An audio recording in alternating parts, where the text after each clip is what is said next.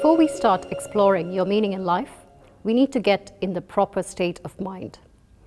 We will therefore start by introducing you to meditation and invite you to participate in a short meditation session that will help you reach a mindset to think about your life's purpose.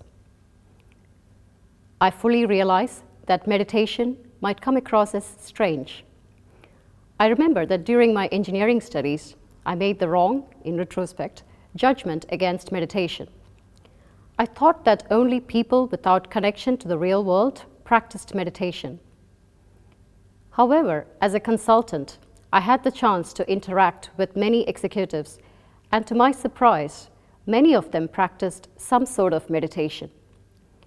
It is a way to deal with the daily stress of a hectic life and the ambiguous, wicked, and unstructured challenges they face. So what might seem strange is actually common practice by many leaders. Meditation has many benefits that have been scientifically demonstrated, including reducing stress. Let me give you an example of one of the many studies that demonstrated this. A group of people with high blood pressure was split into two groups. Group 1 meditated regularly for 15 minutes. The other group received health education. And the group that meditated regularly decreased their blood pressure significantly more than the other group. But meditation also has other benefits: heightening awareness, improving memory, increasing learning skills, and increasing control of the mind and body. For example, a study demonstrated that children that were exposed to meditation actually increased their grades. Furthermore, research at Harvard Business Schools and INSEAD has concluded that meditation is one of the two most effective new business tools for the 21st century. And today we will combine a short meditation to introduce you the technique, together with another technique called visualization. To illustrate the visualization technique, let me tell you an anecdote that will explain the concept. Benjamin Sander is a well-known conductor and teacher of classical music. He noticed that his students were very occupied with comparing themselves with other students and were overly critical about their own performances.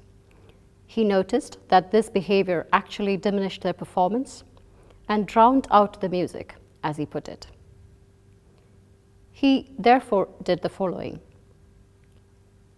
At the beginning of the year, he told each student, "Your grade for the year is an A. There is one condition.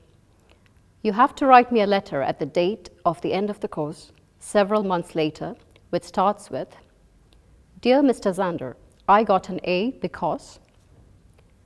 This way, they would have to describe who they would have become without their destructive habits of comparing and over-criticizing. What happened was amazing. The students got the feeling of what they could become and that this was something that was in their control. They stopped focusing on their mistakes and constantly comparing themselves to others.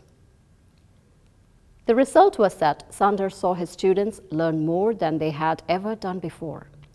What does this story tell us? You will all get an A for this course? Something more important. If you think about the person you would want to be at a certain point, you are much more likely to realize this. Let's take this technique and apply it to your own life in the next exercise, where we will use meditation techniques combined with visualization.